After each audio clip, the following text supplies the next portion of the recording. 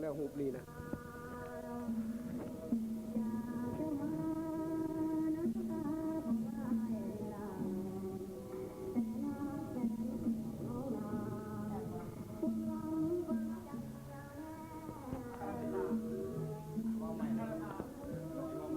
อันนี้เสนอให้ลูกเต้าหู้จักว่าเป็นของหูของประตูอันนี้และผู้หญิงให้เป็นหูแม่บักเป็ดเป็นพี่น้องไทยเฮานี่แหละและผู้อยู่ทางหลังของประตูหันเป็นอเมริกาคลิปนี้ถ่ายเวลาแต่งงานของท้าววิไลพรเพื่อมาเขาวิดีโอนี้ไว้เพื่อให้ลูกให้หลานและต่อไปเอาไว้เป็นที่ระลึกและอนุสรณ์ใครไว้เลยจะได้อันเดียว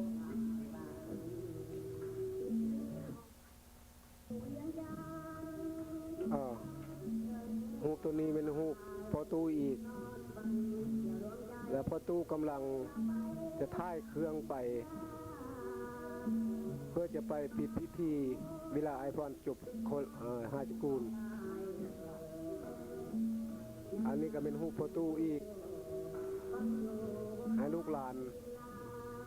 จำไว้อันนี้เวลาอยู่เฮือนอยู่เมืองอัตาโลมารัฐแคลิฟอร์เนียแคตตี้จำไว้เด้อหูประตูอันนี้เด้อแคตตี้อันนี้หูประตูกำลังนุ่งเครื่องสิไปปิดพิธีของไอพรจบฮาจกูลวัดลูกแคตตี้เพื่อนกำลัง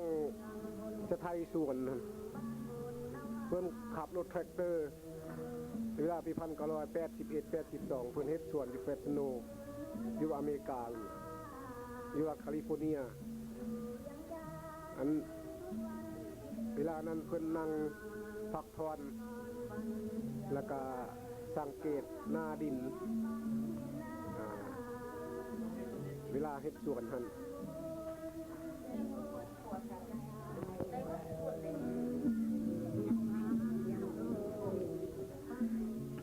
เวลานี้ประตูกำลังนั่งอยู่ถึงรถและกำลังศึกษาว่าเฮ็ดแนวใดเข้าหรือว่าเครื่องของปูนนี้จึงงามและจึงได้เงินกำลังศึกษาอยู่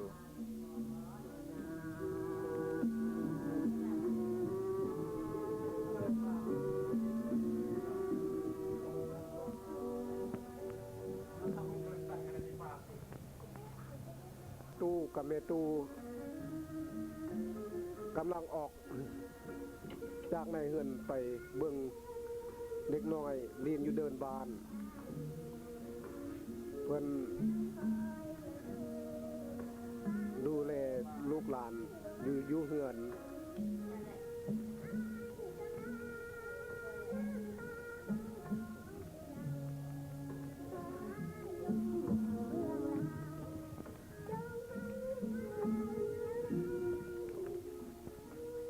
พวกลูกหลานก็ต้องเบิ่งเลยเด้ออันนี้เป็นพ่อเป็นแม่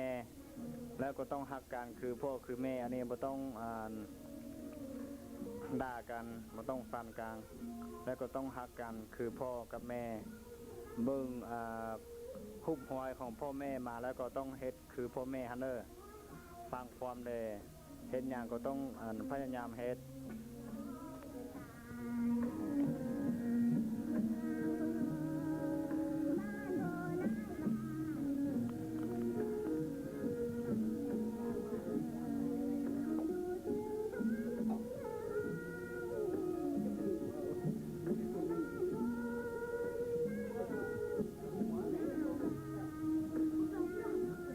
อันนี้หูประตู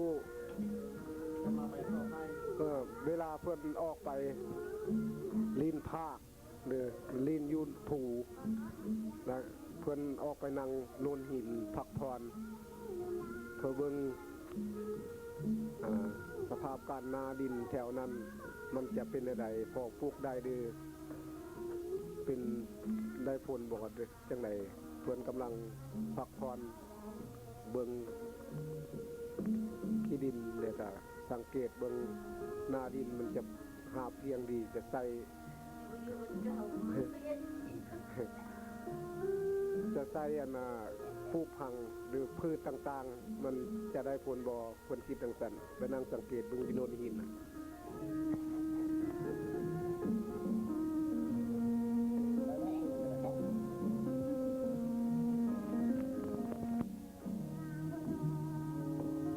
เคยกับแม่เฒ่าพาลูกหลานไปเรียนวิทยาลัยอยู่ซันตานารัฐแคลิฟอร์เนีย เที่ยวเบิ่งเมื่อยแล้วพามานั่งพักผ่อนแล้วเอาผู้หญิงหันหนึ่งเมตูผู้ชายหันเป็นเท่าวิจิตรเป็นลูกเคยแล้วก็ผู้หญิงน้อยหันเป็นหลานคนนั้นเท่าดวงจันทร์บ่คนนั้นเท่าดวงจันทร์คือเป็นลูกเมตูหัน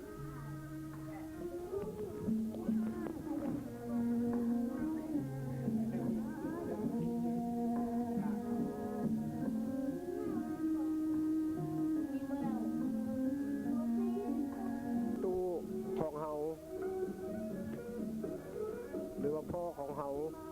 กำลังไปเบิ่งท้าววิไลพรจบโรงเรียนโคเลจเหมือนลูกไผ่ลูกมันอเมริกาก็ไปเบิ่งลูกเขาเองแล้วพอตู้เฮาก็ไปเบิ่งไอพรท้าววิไลพรไปเบิ่งเวลาเขาจบโรงเรียนทุกคนนักเรียนต้องมีพ่อแม่ไปเบิ่งเวลาจบโรงเรียนจบโรงเรียนอยู่เมืองอัตาโลมารัฐแคลิฟอร์เนียสหรัฐอเมริกา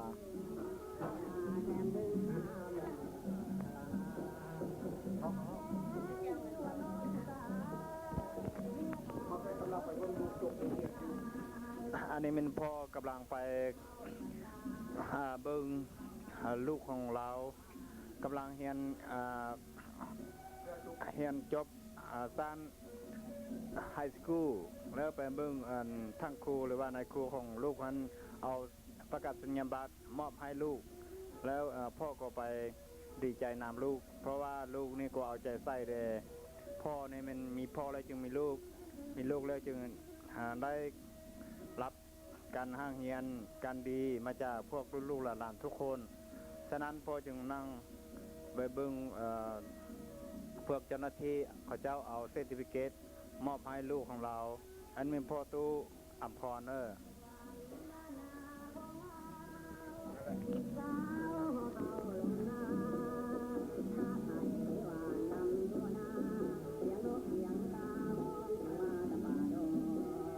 ลูกท้าววิไลพรนุ่งสุดเพื่อจะได้ไปรับเอาใบประกาศนียบัตรจบโรงเรียนไฮสคูลต้องใส่ชุดแบบนี้เวลาที่ไปโรงเรียนต้องใส่ชุดแบบนี้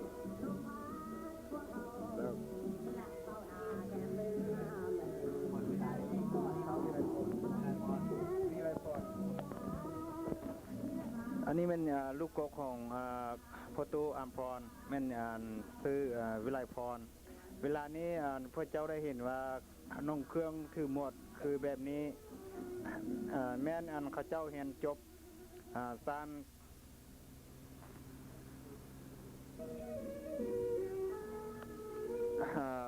คืออเมริกาว่าไฮสคูลแล้วหลังจากนี้แล้วเขาเจ้าไปรับใบประกาศนียบัตรจากทั้งครูหรือว่านายครูของเขาเจ้าหรือว่าเจ้าหน้าที่ผู้ใดบ่เอาใจใส่เฮียนบ่จบเวลาไปหางานเฮ็ดหรือว่าไปเฮ็ดเวียดนี่เขาเจ้าไปหางานยากไปเฮ็ดเวียดยากเพราะว่าบ่มีใบประกาศนียบัตรมาจากโรงเรียนหรือว่าบ่มีใบประกาศนียบัตรจบสั้นไฮสคูลนี่เขาเจ้าไปเฮ็ดเวียดยากฉะนั้นจึงลูกผู้นี้จึงเอาใจใส่เลขซอยพ่อซอยแม่หรือว่าพ่อแม่ก็ซอยคือการไปเรียนจบไฮสคูลอยู่ประเทศอเมริกาเวลานี้ แม่นเราเห็นจบอยู่ในปี1982อยู่ไปสนอโอ้โอตาโฮมาแคลิฟอร์เนีย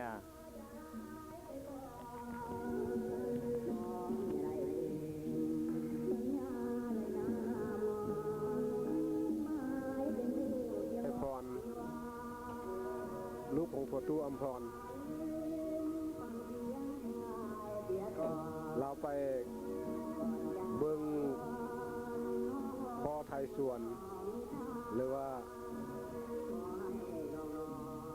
เวลานี้เรานั่งพักผ่อนพอเราไทย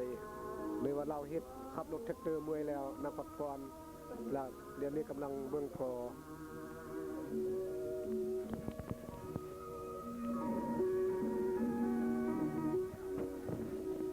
ลูกที่ดีแม่นคนคือลูกนี้หลังจากเลิกโรงเรียนแล้วเขาก็ต้องไปช่วยพ่อช่วยแม่เฮ็ดให้เฮ็ดนาทำให้ทำสอนอันนี้จึงแม่นคนที่ดีพ่อแม่ฮักและลูกก็ช่วยพ่อแม่อันนี้แม่นลูกไปช่วยพ่อไทยให้อยู่ทานสอนพ่นหลังจากไทยหมดแล้วหรือว่ามาพักผ่อนนั่งอยู่เป็นรถอันนี้เวลานี้มาพักผ่อนซื่อ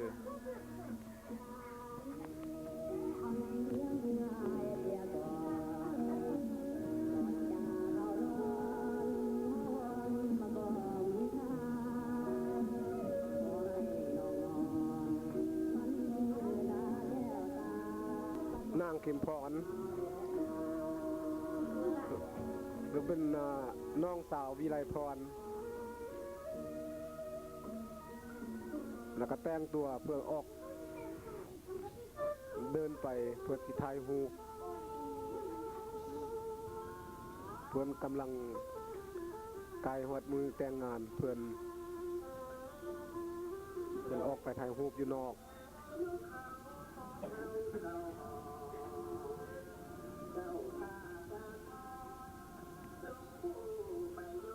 ผู้นี้เป็นลูกผู้ที่สอง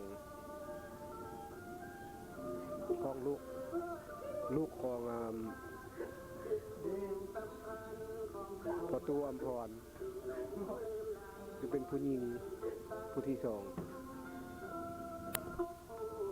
คือผู้อยู่ฝ่ายขัวผู้ชายมันท้าววิไลพรผู้นางตั้งฝ่ายซ้ายนี่เป็นนางเข็มพรสองนางอายได้ออกไปนั่งเดิน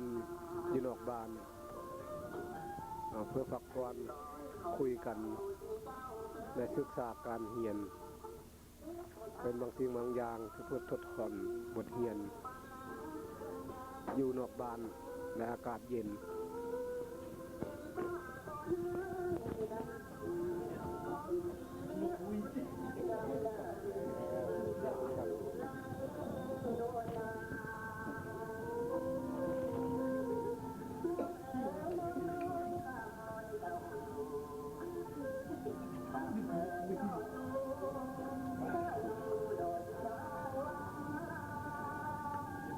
นางเข็มพรกำลังแต่งงานและเขาพาสู้ขวัญในปี1982เดือน4วันที่เท่าไหร่วันที่14มอพรเป็นยาพอสุปันเป็นมอพรแต่งงานอยู่อเมริกาเมืองอัตาโลมารัฐแคลิฟอร์เนีย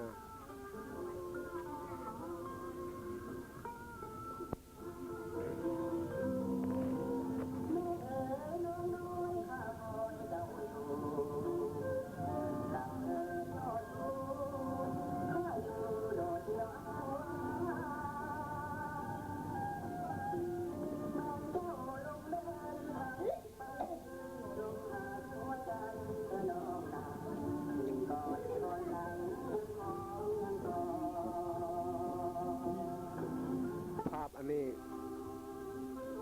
ท้าววิลาพร และแต่งงานกับนางแปวมื้อใดก่อนวันที่เท่าไหร่ก่อนฮะ16เดือน5เนาะเดือน5วันที่16 1986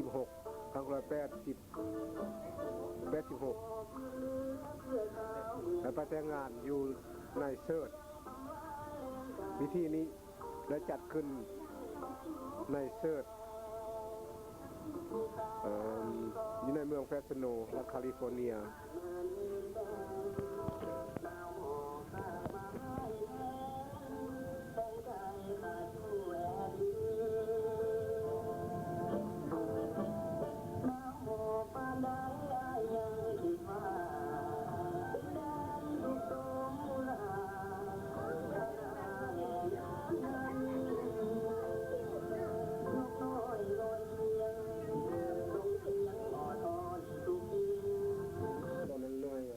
รูปภาพอันนี้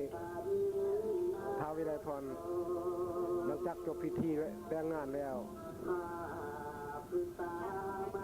และพร้อมด้วยเมียผู้จับขันและเพื่อไปจะได้ย่างไปชมาเท่าแก่อยู่ในวิธีกำลังจะย่างออกไป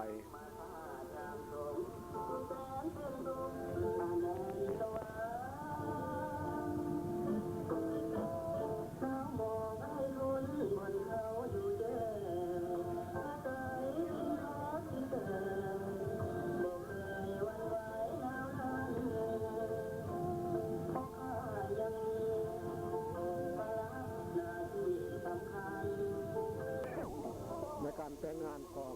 ท้าววิไลพรกำลังชุมนุมกันแล้วก็นั่งล้อมขันมักเด้งแบบคือผักขวัญผู้นุ่งเสื้อแขนสั้นเหลืองนั่นผู้นั่งหันเป็นเมตูเฮาและผู้ทิศเมตูเฮาหันเป็นป้าอุ่นทองแล้วก็ต่อมาหันเป็นลุงวันดีกำลังจะเต้ากันไปมัดแขนสู่ควันของท้าววิไลพร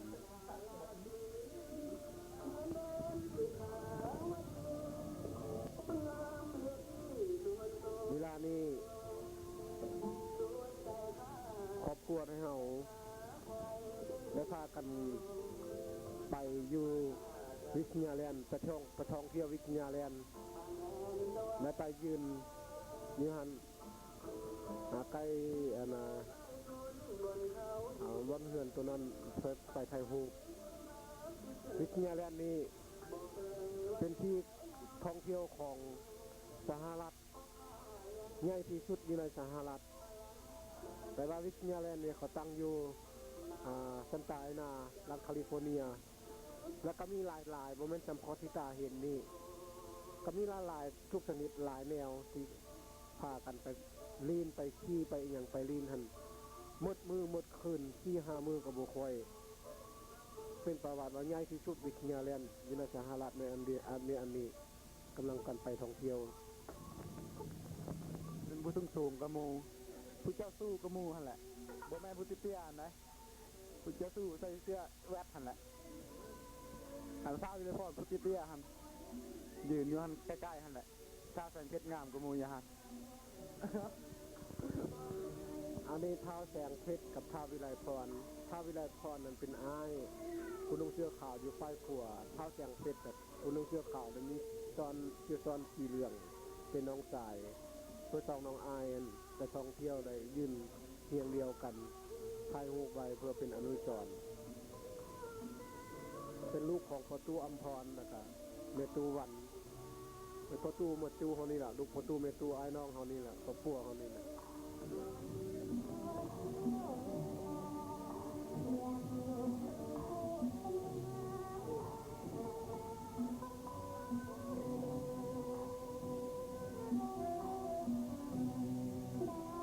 This is me again,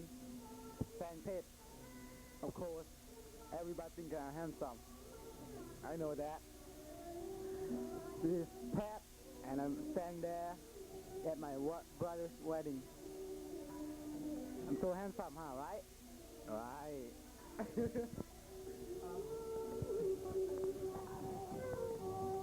อันนี้เป็นรูปเท้าแสงเพชรแล้วไปเที่ยวอยู่ในโรงเรียนยังคือรูป5,000อยู่ในโรงเรียน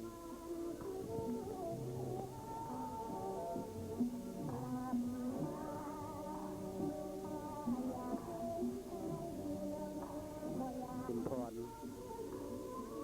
นั่งอยู่ในใกล้ๆเฮือนครัว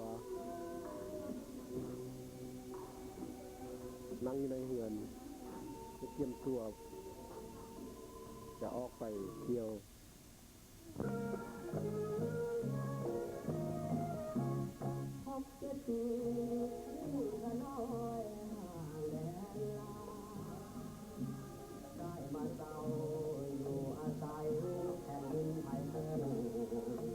ที่สูงกมูฮันซื้อแสงเพชรตอนที่สองต่อมาฮันนั่นซื้อแสงดาวนามลิงซื้อลินเนาะไอ้หวือต่อมาอันเป็นหมึกดวงซื้อดูว่าดวงมีซื้อลินว่าไอ้ดังแงนต่อมาแมนนางดวงใจคนนี้ปากเหวอจริงๆต่อมาแม่ต่อมาแม่นไอ้ธโนไทยไอ้ตีบ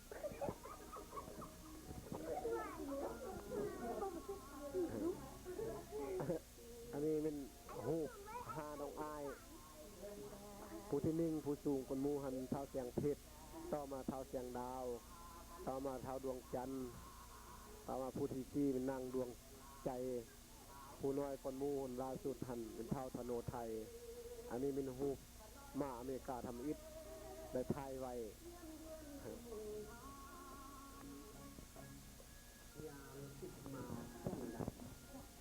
น้ำตาของขน้อยมันไหลอยู่เมืองไทยก็สบายฮัลโหลอันนี้เป็นแสงเพชรอีกตอน1980อยู่จูเนียร์ไฮกำลังใช้เครื่องไปครับใบประกาศจะลงจบจูเนียร์ไฮก็สิไปครับใบประกาศอยู่จูเนียร์ไฮ อันนี้เป็นเท้าแสงเพชรเวลาอายุ14 ปีว่ะเวลาอายุ14 ปีจบจูเนียร์ไฮกำลังเตรียมตัวจะไปฮับเอาไปประกาศนียบัตรอยู่ในโรงเรียนจบอยู่เมืองอัตโลมารัฐแคลิฟอร์เนีย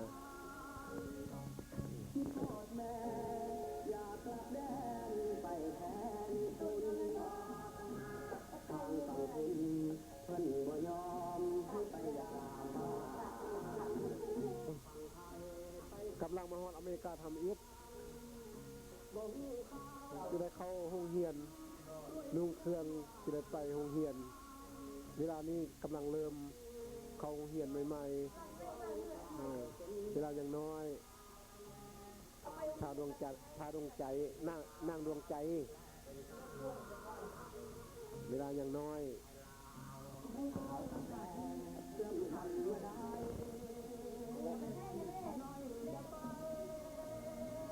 นี่ตัวนี้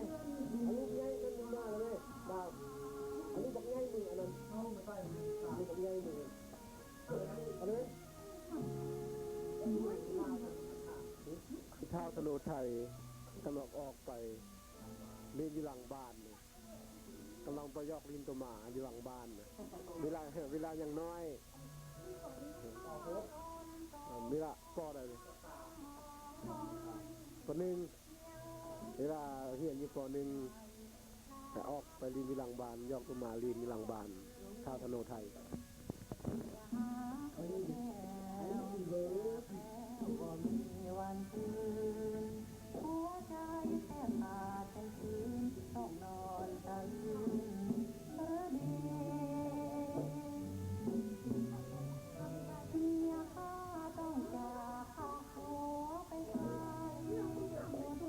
อันนี้พอตู้กับเบตู้กับเท้าแสงดาวและเวลาลูกฟาร์มมาลูกเฮ็ดสวนมา เวลามาเฮือน แล้วก็พากันล่วงออกไปทางหลังบ้าน เพื่อเบิ่ง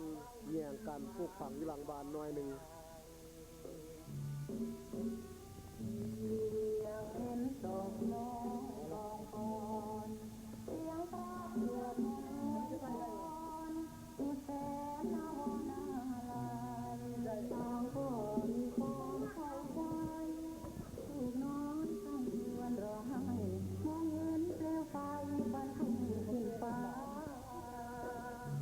อันนี้ประตูอุ้มแคตตี้เวลายังน้อยนี่เป็นหลานของประตู เวลานี้แคตตี้ยังเป็นบีบีเป็นหลานประตูฮักแคตตี้หลายอุ้มแย่งอยู่ทุกมือแคตตี้ได้แต่เดือนเดียวเท่านั้นประตูอุ้มแคตตี้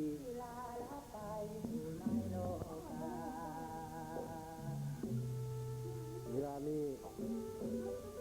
กำลังจะเต้าเอาลูกเอาหลานไปเที่ยวลินห้องคนนั้นห้องคนนี้มา แล้วก็กำลังท่ากันกำลังออกไปลินทางหน้าบ้านมาท่ากันอยู่หน้าบ้าน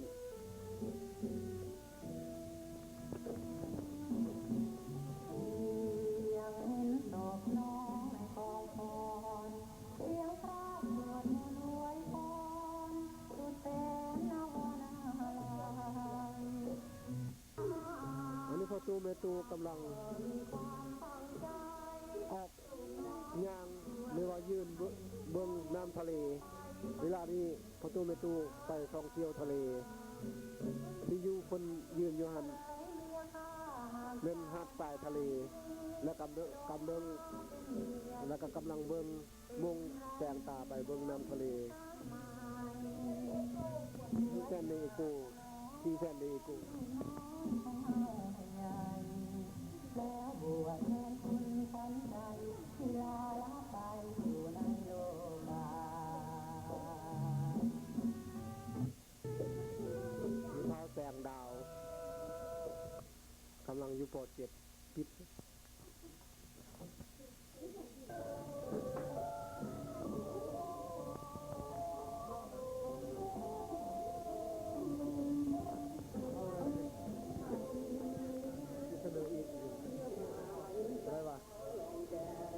ข้าวแสงดาวภายเวลาแสงดาวเฮียนมีโปรเจกต์อายุ25 ปีนี่ภายไว้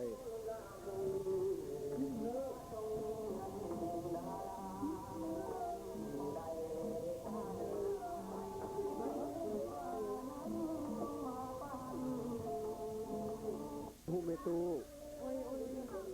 ก็คือแม่เห่าเพื่อนกำลังหยิบส่งเสื้อให้ลูก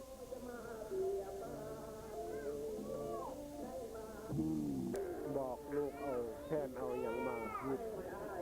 เพื่อที่หยิบเพื่อนหยิบให้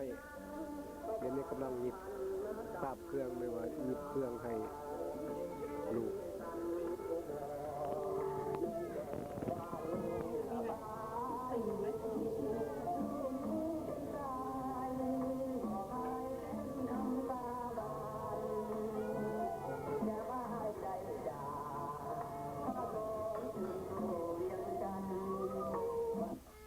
Hello, my name is Sang Dao. I'm in my room. I think I'm in Hawaii. Did I you too? I'm not in Hawaii at all. I am in my room, and I feel like I'm in Hawaii.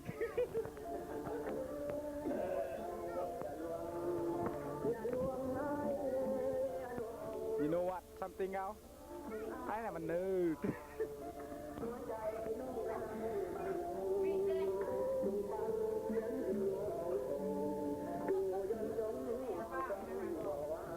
I am Bakwer. My name is Nanatai, and I'm a little faggot USA Army. วิตาติเพชร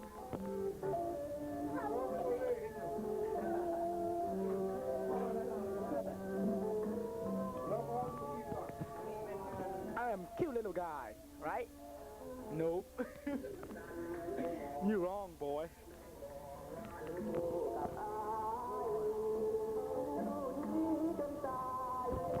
think I'm cute, but I'm not. I'm so faggot.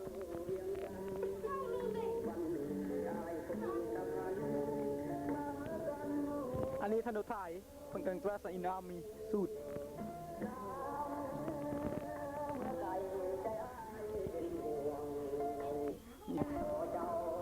แล้วเป็นปลามันนั่นนี่แล้วครอบครัวปลามันผู้ชายผู้หนึงเสื้อแดงหลังทางนั้นหันแม่นเท้ามันแล้วก็ต่อไปผู้อุ้มลูกหันเป็นเมียเท้ามันแล้วก็เล็กน้อย2 คนนั้นก็เป็นลูกเท้ามันกันอีกอันนี้มันครอบครัวปลามันอยู่เมืองลาวอยู่บ้านโคกแฮผม จามันนานพ่อป่ะหลังนี้ อันนี้เป็นบุญเฮียงยังเป็นกล้วยบุญเฮียงยังเป็นลุงเพิ่นอยู่เมืองฝรั่งเนี่ยเพิ่นกำลังปักหลักที่เฮ็ดสวนในล้อมหัวเพิ่นอยู่เมืองฝรั่ง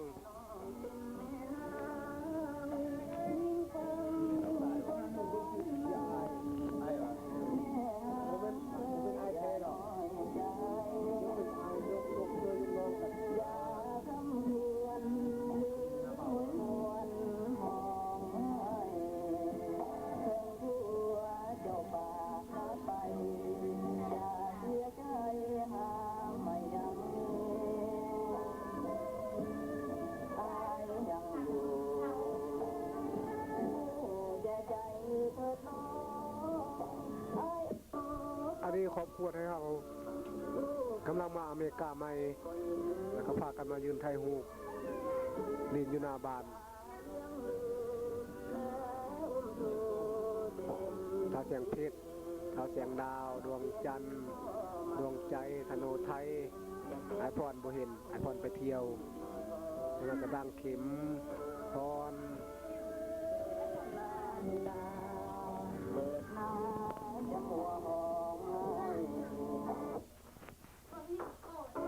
อันนี้ฮุบลูกหลานฮุบลูกหลานมาอยู่เมืองลาวเวลาเขามาเที่ยวจากเขาเรื่องเฮียนแล้วเขามาเที่ยวเขามารีนำกันเขาไทยฮุบไว้ฮุบเท้าเครื่องผู้กอดคอหมอเสื้อแดงเป็นเท้าเครื่องแล้วก็3-4 คนก็เป็นหมู่เท้าเครื่องหมู่เดียวกันเขาเอามาเที่ยวลีน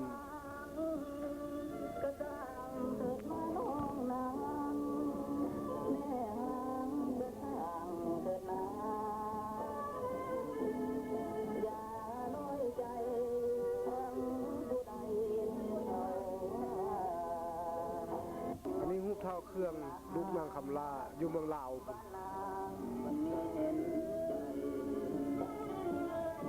พวกมีไทยอยู่เมืองลาวนะมันไทยอยู่ไปโรงเรียนนี่อย่างโรงเรียนอุดมนี่เห็นเมืองลาวนี่เนี่ยอันนี้เฮือนเลยนะเลยเฮือนเมืองลาวเป็นน้ำทอง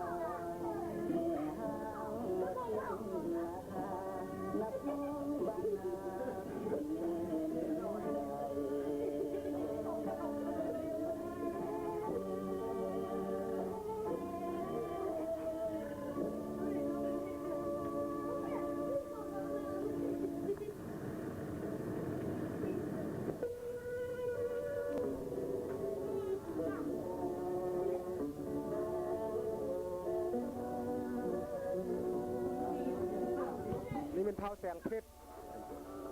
กำลังเฮ็ดหยังเด้อก็12เวลานี้อยู่นั่งอยู่ฮาจิกูยังบ่ทันได้จบฮาจิกูกำลังเตรียมสิจบปีนี้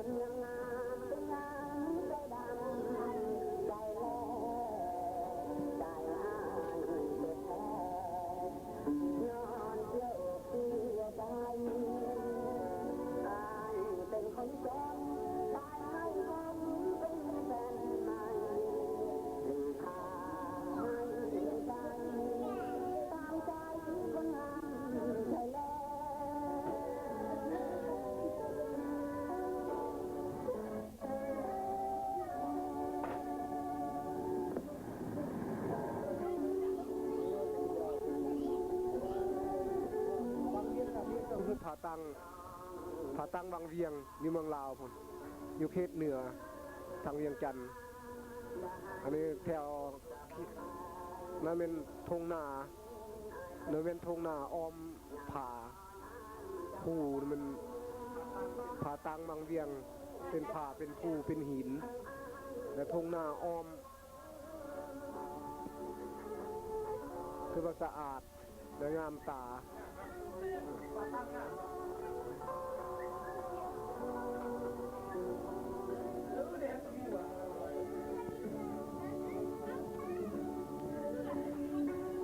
ทงนางามกำลังดำนา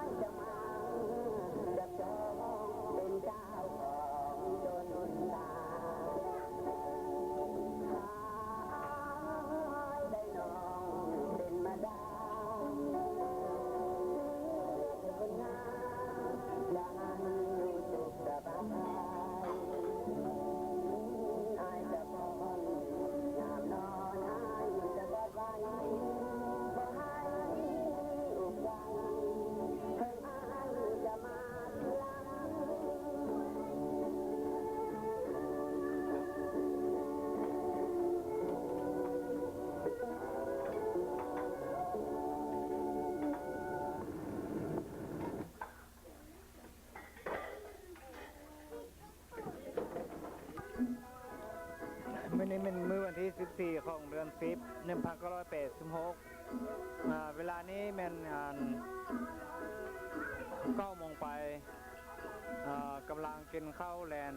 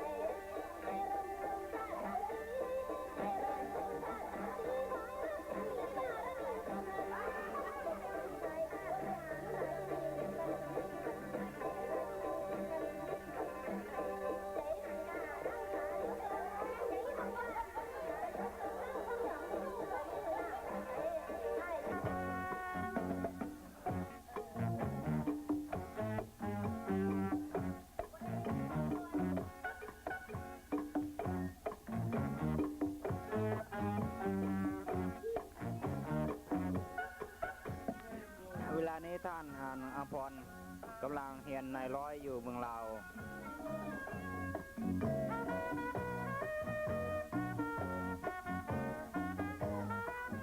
หมวดกัดสเก็ตนี่มันหมวดนายร้อยเนอะ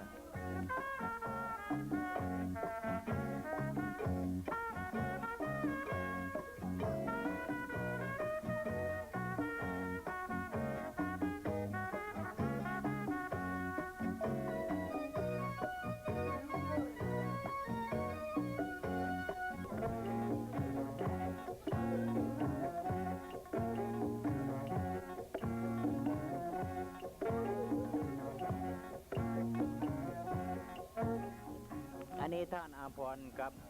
เมียของเรากำลังยืนจับมือเป็นสามัคคีกันผัวเมียฮักกันเพื่อนกันเล่นกันเชื่อใจกัน